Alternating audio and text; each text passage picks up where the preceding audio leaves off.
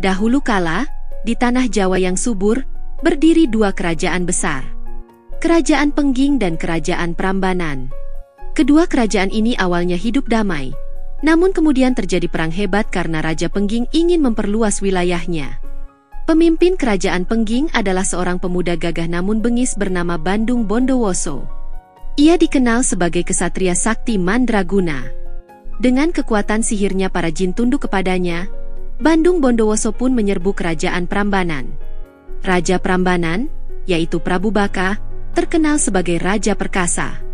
Namun dalam perang yang dahsyat itu, ia akhirnya gugur di tangan Bandung Bondowoso. Kerajaan Prambanan pun jatuh ke tangan Pengging.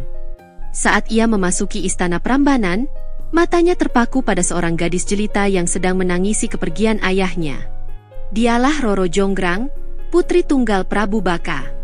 Wajahnya memancarkan keanggunan dan keberanian.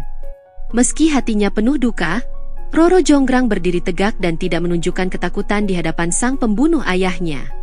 Bandung Bondowoso langsung jatuh hati. Ia pun berkata, "Wahai putri yang cantik jelita, jadilah permaisuriku. Bersamamu, aku akan bangun kembali Prambanan dengan kejayaan baru." Namun Roro Jonggrang membalas dengan suara tegas, "Kau telah membunuh ayahku, menghancurkan negeriku. Mana mungkin aku bersedia menjadi istrimu?"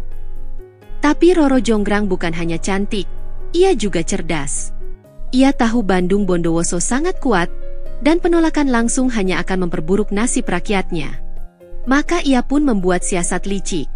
"Baiklah, Tuan, aku akan bersedia menikah tapi dengan satu syarat. Buatkan saya 1000 candi hanya dalam satu malam." Bandung Bondowoso tersenyum. "Syaratmu berat, tapi bukan mustahil bagiku." Malam itu juga, Bandung Bondowoso memanggil para jin pelayannya. Dengan kekuatan sihir, ia memerintahkan mereka membangun candi dari batu. Satu demi satu, candi mulai berdiri. Dalam sekejap, 1000 candi itu hanya kurang satu saja. Roro Jonggrang yang menyaksikan dari kejauhan mulai cemas. Ia tidak menyangka Bandung Bondowoso bisa hampir menyelesaikannya. Ia pun segera menyusun rencana. Dengan bantuan dayang-dayangnya, Roro Jonggrang memerintahkan untuk membakar jerami di sebelah timur, menumbuk padi, dan membangunkan ayam jantan agar berkokok lebih awal. Suasana pagi dipalsukan. Para jin yang membantu Bandung Bondowoso mengira fajar telah menyingsing. Mereka ketakutan dan segera kembali ke alam gaib, karena mereka tidak boleh berada di dunia manusia saat matahari terbit. Bandung Bondowoso terkejut ketika pembangunan candi berhenti. Ia menyadari telah dikelabui. "Siapa yang berani mempermainkanku?" teriaknya marah. Dengan amarah membara, ia kemudian menemui Roro Jonggrang. "Kau sudah berbuat curang. 1000 candi hanya kurang satu saja. Apakah kau masih menolak menikah denganku?" Roro Jonggrang menjawab dengan emosi. "Kau sendiri yang gagal, Tuan. Aku tidak bisa menikah dengan orang seperti..." Belum sempat ia menyelesaikan kata-katanya, Bandung Bondowoso yang murka mengerahkan seluruh kekuatannya dan mengutuk Roro Jonggrang. "Kau telah bersikap seperti batu terhadap cintaku, maka jadilah batu selamanya." Sekejap kemudian, tubuh Roro Jonggrang membatu. Ia berubah menjadi patung batu yang kini menjadi bagian dari Candi ke-1000.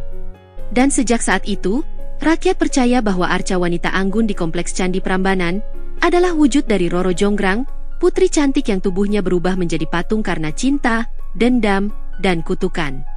Hingga kini, legenda Roro Jonggrang menjadi cerita turun-temurun. Sebuah kisah tentang kesetiaan, pengorbanan, dan harga dari sebuah kebohongan. Pesan moral.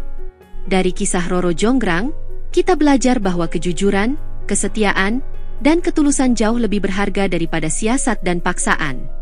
Janji bukan hanya kata-kata, tapi juga tanggung jawab. Dan cinta itu seharusnya menyatukan, bukan menghancurkan. Sekian. Jangan lupa like, subscribe, dan nyalakan lonceng agar tidak ketinggalan cerita rakyat Nusantara lainnya. Sampai jumpa di cerita berikutnya. Terima kasih sudah menonton.